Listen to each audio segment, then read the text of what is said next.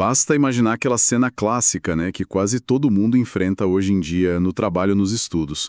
Tipo, umas 50 abas abertas no navegador, uma montanha de relatórios em PDF largados na área de trabalho, dezenas de links salvos para ler depois. Nossa, sim, é a definição de ansiedade digital, né? Total. E assim, a gente costuma ouvir que o grande trunfo da nossa era é esse acesso ilimitado à informação. Só que quem tenta inovar ou liderar um projeto, ou até dominar uma área nova, sabe que a realidade é bem diferente. É, o verdadeiro desafio não é achar os dados. É, na verdade, não se afogar neles, sabe? Exatamente. Como dominar essa sobrecarga colossal? Como separar o que é ruído do que realmente importa? E, acima de tudo, pegar esse conhecimento que já está aí e usar para descobrir, tipo, exatamente o que está faltando. Pois é. E essa habilidade de síntese é o que separa quem só repete o passado de quem realmente constrói o futuro. Deixou de ser só algo acadêmico para virar a competência de sobrevivência mais crítica no mercado. E essa é justamente a nossa missão na imersão de hoje. Para desvendar como construir esse filtro mental, a gente vai usar um material base muito específico. É um editorial famoso, lá de 2002, de uma revista chamada MIS Quarterly, que é da área de sistemas de informação.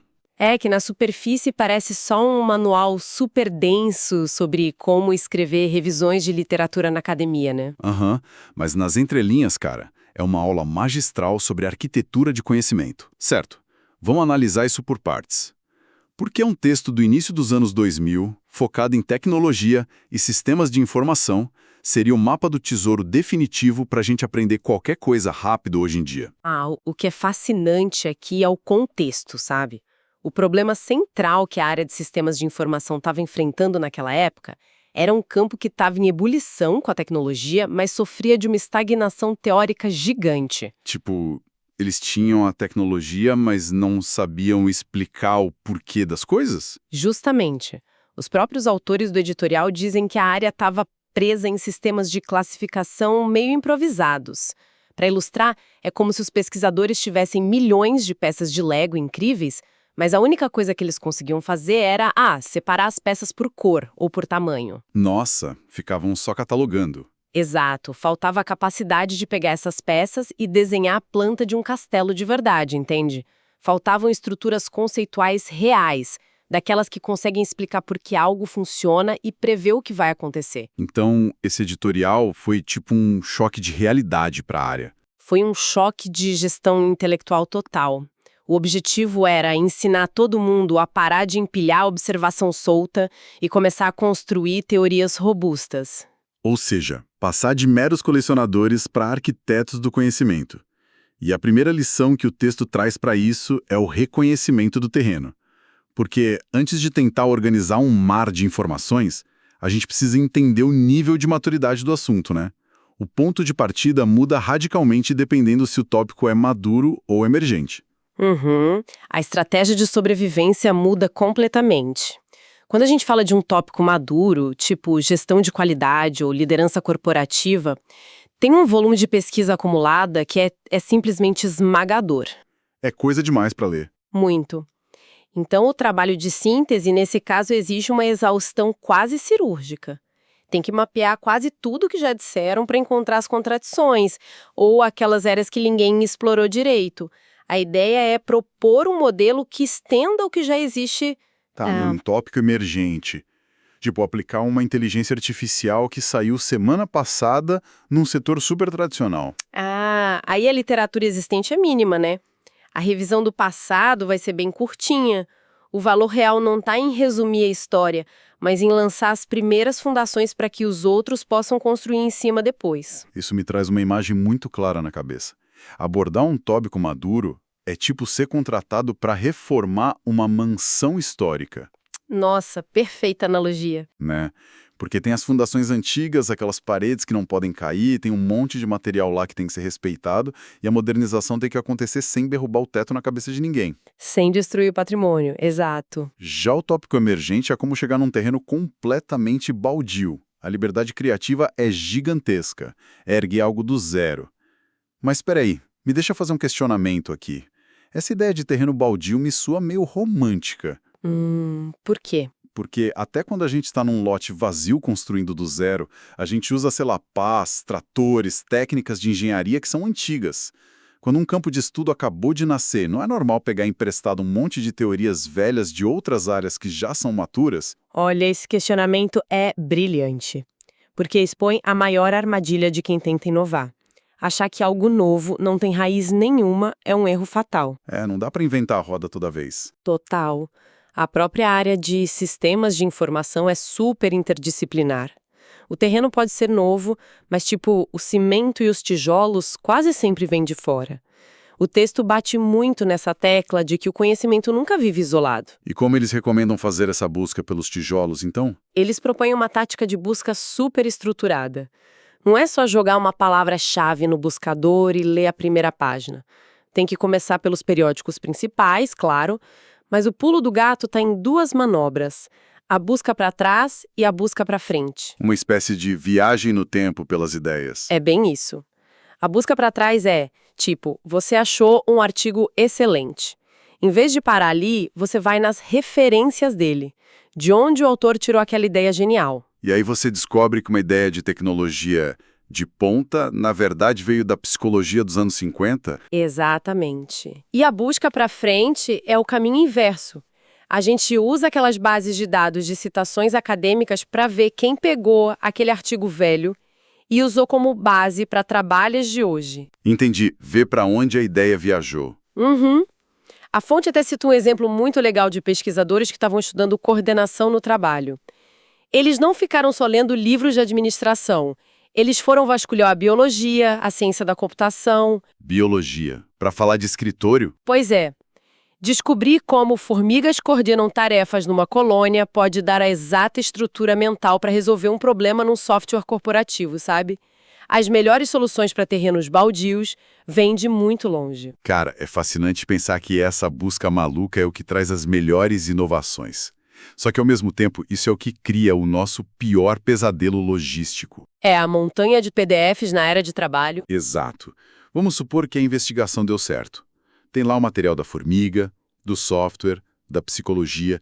De repente, tem uma pilha gigantesca de documentos. Como é que a gente evita que isso vire aquele monstro indomável cheio de resumos soltos? Aqui é onde a coisa fica realmente interessante na nossa imersão. Ah, sem dúvida. Porque o texto critica muito as listas intermináveis, mas ele também ensina como parar de fazer isso. Sim, a solução deles é uma mudança de paradigma bem clara. Abandonar a abordagem focada no autor e adotar a focada no conceito. E olha, essa é a ferramenta mais prática da nossa discussão hoje. Existe uma crítica antiga contra textos que parecem uma lista telefônica, sabe? Aqueles textos que dão sono só de olhar. Nossa, muito. É aquele formato tipo, o autor A disse que o problema é o custo. A autora B disse que o processo é lento. O pesquisador C discorda dos dois. É uma tortura. Tem muita informação, mas zero fluidez. O cérebro não consegue conectar os pontos. Exato. Fica uma montanha de fatos sem história nenhuma. É a diferença entre ter um catálogo e ter uma narrativa. Trazendo isso para o dia a dia, a abordagem da lista telefônica seria o equivalente a tentar organizar a despensa da cozinha pelas marcas das embalagens. Nossa, imagina o caos na hora de cozinhar. Né? Você coloca o arroz, o sabão em pó e o molho de tomate na mesma prateleira só porque todos são da marca X. Fica bonito, as embalagens combinam, mas não tem utilidade nenhuma. Zero utilidade. Já a abordagem focada no conceito, que eles chamam de matriz de conceitos, é como organizar a despensa pelos ingredientes de uma receita. Os carboidratos ficam aqui, os temperos ali. Não importa quem embalou a ideia, importa a função dela. É perfeito. E na prática, a mecânica dessa matriz de conceitos é visualmente muito simples. Pensa numa planilha mesmo. Tá, uma tabela comum. Isso. Nas linhas, a gente coloca as fontes, os artigos, relatórios. Nas colunas, ficam os conceitos-chave. A mágica está no cruzamento. Em vez de escrever textões resumindo tudo, a gente só marca um X, tipo, sobre esse conceito da coluna 2, estas 5 fontes aqui têm algo a dizer. Ah, e aí o impacto visual é na hora. Se uma coluna está cheia de marcação, é porque tem consenso. Todo mundo está falando daquilo. Tem muito material lá. Mas se tem uma coluna quase vazia, bingo. É a tal da lacuna de conhecimento. Oportunidade de inovar. Justamente. E se a gente conectar isso ao cenário geral, o texto apresenta uma evolução dessa matriz. Um tempo depois, sugeriram adicionar a unidade de análise nessa tabela. Tá, mas unidade de análise parece termo de laboratório de química. Como isso funciona para quem está mapeando dados? É que a unidade de análise basicamente responde à pergunta: em qual escala isso está acontecendo? Tipo, o tamanho do problema. Esse conceito serve para uma pessoa sozinha? Para uma equipe de 10 pessoas ou para uma multinacional de 100 mil funcionários? Ah, entendi. Por exemplo, o conceito de agilidade. Agilidade para um programador sozinho fazendo o código dele é uma coisa. A agilidade para uma empresa inteira mudar o modelo de negócios é outra, completamente diferente. E se misturar tudo na mesma tabela? Vira um desastre. O risco é aplicar uma solução macro num problema micro, ou vice-versa. As conclusões ficam distorcidas, parecem geniais no papel, mas na prática a empresa quebra. O que nos leva direto para a questão de como a gente comunica essas descobertas. Porque com a matriz pronta, os conceitos cruzados, as escalas definidas, o esqueleto do trabalho está pronto. Tá no jeito. Mas a utilidade de tudo isso depende dos limites que a gente estabelece. E o material base tem um debate muito bom sobre delimitar o escopo e principalmente sobre o tom que a gente usa para criticar o trabalho dos outros. Porque limites são que separam uma teoria útil de um devaneio arrogante, sabe? Uma ideia que tenta explicar os segredos do universo inteiro geralmente não serve para nada prático. Fica abstrato demais. O editorial bate na tecla de que é vital definir fronteiras temporais e de contexto logo de cara. Tipo, isso que você está falando serve para o mercado de hoje ou era para os anos 90? E de quem são os interesses que estão sendo atendidos? Da alta gestão ou de quem opera o maquinário? Eles até dão aquele exemplo brilhante de uma teoria sobre tecnologia, né? Que abrangia desde aborígenes usando machados de pedra até falhas em microchips modernos. Sim, e a única razão pela qual essa teoria não soou ridícula é porque a pesquisadora desenhou os limites com uma precisão absurda. Ela deixou claro até onde a ideia ia. É a humildade intelectual dando credibilidade. Agora, tem uma regra fascinante no editorial sobre os tempos verbais. Ah, essa é genial. Eles dizem que a gente deve usar o tempo presente para descrever os conceitos, porque afinal os conceitos estão sempre no aqui e agora. A gravidade puxa as coisas para o chão hoje, igual fazia 1000 anos atrás. Exato, a ideia sobrevive ao tempo. Mas, ao falar dos autores, a regra é usar o tempo passado. Tipo, Max Weber afirmou tal coisa no passado, mas talvez não afirmasse hoje. É uma separação muito inteligente entre a eternidade da ideia e a falha do ser humano. Separa o criador da criatura. Isso. Só que tem um ponto sobre o tom dessa comunicação que, sendo honesto, me incomoda um pouco. Sério? O quê? O texto aconselha a não ter um tom de ataque, né? Recomenda ser tolerante com falhas, dizendo que criticar por criticar não gera valor, que a gente tem que construir sobre o passado em vez de destruir. Certo. Mas vem cá, não dá para engolir isso cegamente. Se a gente for muito tolerante com pesquisa que tem erro metodológico bizarro, só por educação, a gente não corre o risco de dar palco para ciência ruim? Não é perigoso deixar material podre na fundação do nosso prédio? Olha, isso levanta uma questão importantíssima. É o grande dilema ético de quem pesquisa. Até que ponto a gentileza vira cumplicidade com o erro, né? Exato. O material não foge disso. Eles trazem a visão de que toda pesquisa, sem exceção, é imperfeita. Não tem nada feito por humanos que não tenha ponto cego ou que não precisou de atalhos. Ninguém é perfeito. Pois é, se o estudo tem uma falha fatal, tipo um erro estrutural que contamina tudo, aí sim, isso tem que ser exposto e derrubado na hora. A integridade depende dessa limpeza. Então, se a base tá podre, derruba. Sim, mas a orientação de ser tolerante é para evitar aquela postura de caça às bruxas, sabe? Aquele hábito de procurar um errinho de digitação só para cancelar o trabalho do outro. O conhecimento ele não avança aos saltos perfeitos. Ele avança acumulando pequenos fragmentos rachados. O objetivo de ler o passado é entender como as frestas de um projeto velho abriram espaço para o que a gente sabe hoje. Faz sentido. Identificar essas frestas civilizadamente é só o diagnóstico, então. O diferencial mesmo, o teste de fogo para um líder ou pensador, é apresentar a cura. Sem propor o futuro, a pesquisa vira só saudosismo. É a capacidade de preencher as rachaduras e propor os novos modelos. E é aqui que entra o destino final da nossa síntese: as proposições. Que é onde a magia acontece.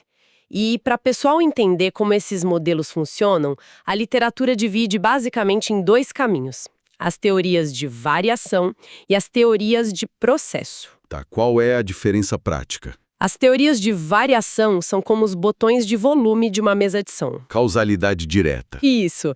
Se eu girar o botão do treinamento da equipe para cima, a variável da produtividade também sobe. É causa e efeito, medindo estados parados. Entendi, é uma fotografia. E as teorias de processo? Elas são mais como o roteiro de um filme. Elas narram os eventos ao longo do tempo. Elas vão explicar que o treinamento primeiro causou uma confusão que gerou uma briga na equipe, que forçou uma adaptação e só meses depois gerou produtividade. Nossa, muito mais rico. Mostra a jornada. Exatamente. E o segredo que o texto revela é que os melhores pesquisadores não escolhem só um ou outro. Eles criam modelos híbridos, unindo a precisão dos botões de volume com a realidade da narrativa do filme. Então, o que tudo isso significa na vida real? Porque, convenhamos, lançar uma hipótese híbrida e maravilhosa tomando um café é fácil. É a parte mais fácil. Qualquer um pode falar que, se a gente fizer A, o B vai acontecer lá na frente. Mas como é que a gente prova isso para um conselho diretor ou para investidores, sem parecer que é só uma alucinação muito bem falada? Para a ideia não ser derrubada na primeira reunião, ela precisa do que eles chamam de cola teórica. Uma proposição revolucionária nunca se apoia em uma perna só. Ela precisa de 3 pilares justificativos trabalhando juntos. Que seriam? O primeiro é o raciocínio lógico, o porquê da coisa, como a engrenagem roda. O segundo pilar é empírico, ou seja, buscar dados de estudos do passado mostrando que coisas parecidas já aconteceram. E o terceiro é a prática, a experiência do mundo real. Lógica abstrata, dados frios e a realidade pulsante. Tudo amarrado. Exato. Um não sobrevive sem o outro. E tem um exemplo no texto que ilustra isso perfeitamente, né? Aquele caso da memória organizacional. Nossa, esse estudo é fascinante. Eles queriam explicar como um grupo de pessoas consegue lembrar de procedimentos no piloto automático durante uma crise e a velocidade que isso acontece. E como eles provaram isso usando os 3 pilares? Bom, primeiro eles construíram um pilar lógico usando psicologia cognitiva. Explicaram como o cérebro automatiza as coisas depois de muita repetição. Tá, a teoria pura. Depois, para o pilar empírico, eles não ficaram só lendo. Eles pegaram dados de observações de professores em salas de aula reais, medindo como os professores reagiam no estalar de dedos quando a turma perdia o controle. E o pilar da prática? Aí eles trouxeram relatos crus de soldados em campos de batalha, mostrando a improvisação de vida ou morte que acontecia baseada na memória do grupo sob fogo cruzado. Caramba! Quando você junta neurociência, a sala de aula e a trincheira de uma guerra, a prova fica irrefutável. E não tem como dizer que é só achismo. A fusão dessas 3 coisas cria uma cola inquebrável e aí o palpite vira uma lei do mercado. Cara, essa construção é monumental. A jornada que a gente fez aqui revela o quanto essa habilidade de processar o passado é, no fim das contas, a única forma de desenhar o futuro. A gente viu que tem que abandonar de vez aquela lista telefônica focada em quem disse o quê. Sim, adotar a matriz de conceitos urgentemente. Exato. Entendemos que as melhores ideias vêm de áreas nada a ver com o nosso terreno, que precisamos definir limites para não prometer o impossível, e fechamos com um manual de como criar a cola teórica, unindo botões de volume, narrativas de processo e as provas baseadas em lógica, dados e vida real. E o que eu acho mais incrível é como um material de 2002 consegue ser tão atual. O que serviu para salvar a academia de tecnologia, lá atrás, é o que permite que qualquer profissional hoje filtre gigabytes de ruído, ache a peça que falta e monte uma estratégia que pare em pé. Quem domina isso deixa de ser vítima da ansiedade digital. Passa a ser o arquiteto da própria área. Isso, gente, nos leva a uma reflexão final muito provocativa. Lá no meio da conversa, a gente falou daquela regra gramatical dos tempos verbais. Aquela orientação de que os conceitos vivem no presente eterno, enquanto as opiniões e as falhas dos autores ficam presas no passado. Uhum, separar ideia de quem falou a ideia. Pensa comigo. O que aconteceria se a gente decidisse aplicar essa regra rigorosamente no nosso consumo diário de redes sociais, de notícias e até nos debates que a gente tem? Basta imaginar o impacto gigantesco de conseguir isolar friamente o conceito, a ideia em si, que pode ser útil agora, do ser humano que falou, que é inevitavelmente falho, passional ou que está preso no contexto dele. Será que aplicar essa regra aos nossos feeds não seria a chave para despolarizar a nossa mente? Quem sabe seja exatamente esse o segredo para a gente focar nossa energia na evolução de soluções de verdade, em vez de desperdiçar tanto potencial idolatrando ou destruindo as pessoas na internet? Fica o convite para quem está ouvindo tentar olhar as informações dessa semana com essa nova lente. Agradecemos imensamente a companhia de todo mundo que ficou com a gente nessa imersão profunda. Até a próxima exploração pelo universo do conhecimento.